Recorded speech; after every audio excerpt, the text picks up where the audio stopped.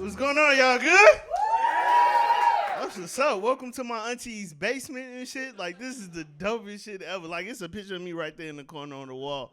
And everybody look back. No, this is a dope setup. Somebody left a prom chair in here and shit. I've been looking at this the whole time. I've been waiting for 3 hours just to sit in this motherfucker. This shit is dope, man. Y'all a lovely crowd, man. Appreciate y'all coming out. Make some noise for y'all, so. All right, so let's get into it. Before Jamal called me up, I probably did like the blackest shit ever. I had a real black nigga moment. Like, I was eating a whole chicken wing before he called me up here, and I was struggling to like drop the wing and then come up here on stage. I'm like, oh shit, he calling my name. Hold on, he calling my name. No, man, for real. For those that don't know about me, I am a Navy veteran. I did 14 years in the Navy. Appreciate it. And I've been to some scary places. I've been to Iraq. I've been to Afghanistan, right? And I've only been home a couple years. And the scariest shit I've done lately is drive through Gary, Indiana. Like, have y'all been to this fucking place? Like, it's wild as hell in Gary, Indiana. Like, that shit is crazy. Like, nothing works in Gary. Like, not a stop sign, a stop light, nothing. Like, my Uber driver was from Gary. He didn't even want to bring me up here. He was too busy telling me about bitches and shit. Like, yeah, my baby mama's sister do this thing with a mouth and shit. I'm like, why do you know this? And, like, I'm a huge Michael Jackson fan. And so I drove past Gary and saw the house he grew up in. They used to have, like, this big monumental statue in front of the Jackson house. I drove past that the other day. Niggas then stole the statue from in front of the Jackson house. Like, it's no longer there. And that shit threw me off because I'm like, how the fuck y'all still the king of pop and nobody notices this shit? Like, y'all just walking around with Michael Jackson ass on y'all shoulder and shit. Like, ooh, what's that? Yeah, this Mike ass. We're going to put him underneath the Christmas tree. Set this nigga down. Shit is insane, man. 39 years old and I'm dating, man. Single people make some noise? Yeah. Yes. Couples make some noise. Yeah. So cool, so happy. Fuck you guys. Nah, man, it's hard when you single and dating, man. I'm 39. And like the last relationship I was in, I just found out I was a side nigga for 2 years. Like, I thought I was in a whole relationship. Called her, tried to be on some boyfriend type shit. She cut me off bogus, like, I'm like, hey, babe, how you doing? Cut that bass shit out. She's like, you ain't the number one, you the number two. Oh, player two ass nigga. That's all you gonna ever be is player two. Ain't nobody checking for you, Luigi. I was like, shit. Like, damn, out of all the player two niggas I gotta be Luigi? Like, nobody like Luigi. Like, y'all remember playing with Luigi? Luigi's feet didn't even fucking work when he jumped. Y'all remember that shit? Every time you jump with Luigi, he did some shit like this with his feet. And that shit made me mad as hell because, like, now I'm at home like, shit, oh, my God, I ain't Luigi.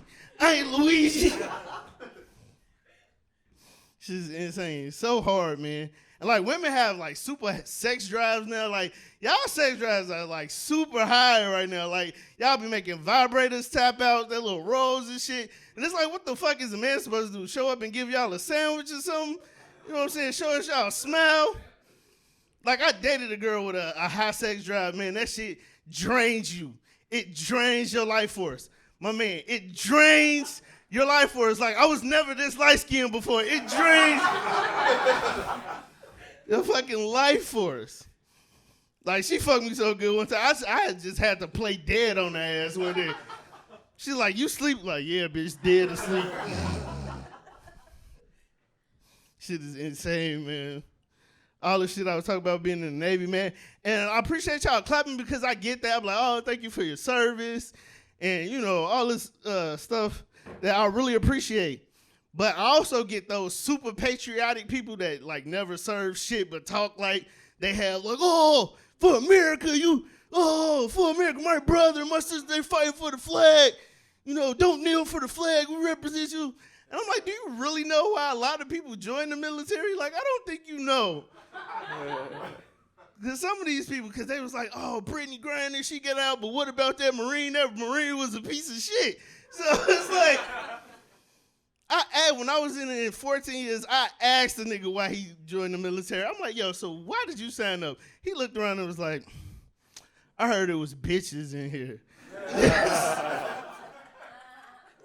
So be mindful for that when people be like, oh, America, you certain they just might just be here for the bitches. Like, that's pretty much why I joined the military. It was like mad bitches in there. It's great. I dated a female. She was on the all-Navy basketball team. It was great. Could hoop her ass off. Except she didn't know how to turn the hooping off when we was having sex and shit. Like, everything was basketball. Like, she was on top of me, riding me and shit. And as soon as she came, she was like, ooh, ooh.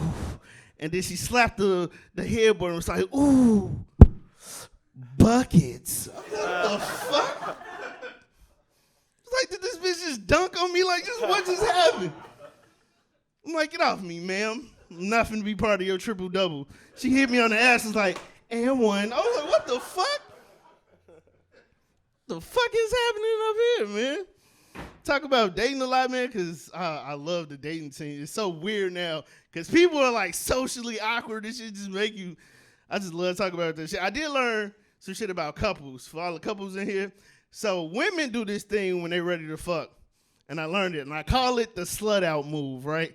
And I call it the slut-out move because when you're sitting with your person, y'all sitting like this, right? Y'all sitting real intimate, and women, when they're ready to fuck, they put their hand on their man's thigh right here, right?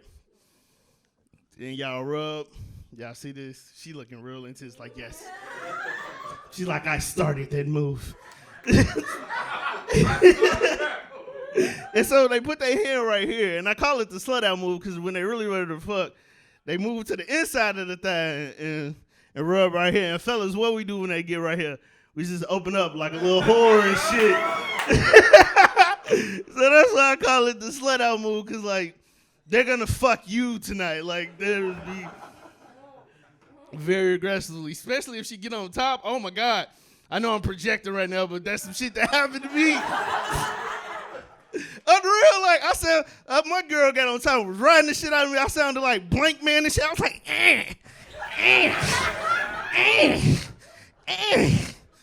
Like, why the fuck are my feet shuffling? Like, my feet was shuffling. I was gripping the sheets and shit, beaching too light skinned. Oh my God, man, it's crazy. Any of y'all got like crazy family members? I think everybody has a crazy family member. Like, I got a wild ass auntie, and I think she's that way because she lived to be 101 years old, and that's not an easy task when you black. And she lived to be 101, so I think she was just tired of life or tired of living. So everything was pissing her off. So she would just say whatever she wanted to, whenever, wherever. It didn't matter. Like, we would be in church, out of all places. And she'd be like, Robert, come sit next to me. I'm like, oh, okay. She's like, look at this congregation. She said, you see that woman right there? I'm like, yeah, that's Miss Garrett. She make all the pies and the cookies for the church. My auntie leaned back and turned around and was like, well, I used to suck her husband dick while she was out here making all the pies and the cookies for the church. I'm like, what? She's like, yeah, her husband Bill is the only nigga I used to take my teeth out for. I was like, oh my God.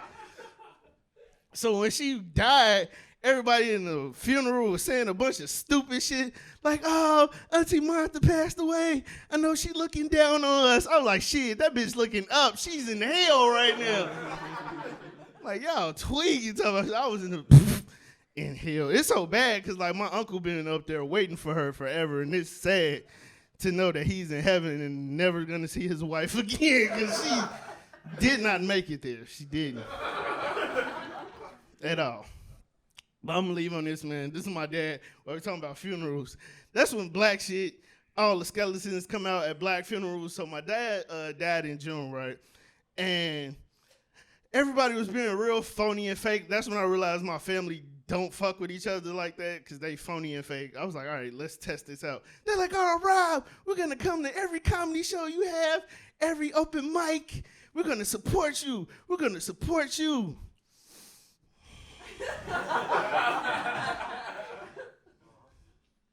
Right. None of these niggas in here. So I was like, let me take this a step further.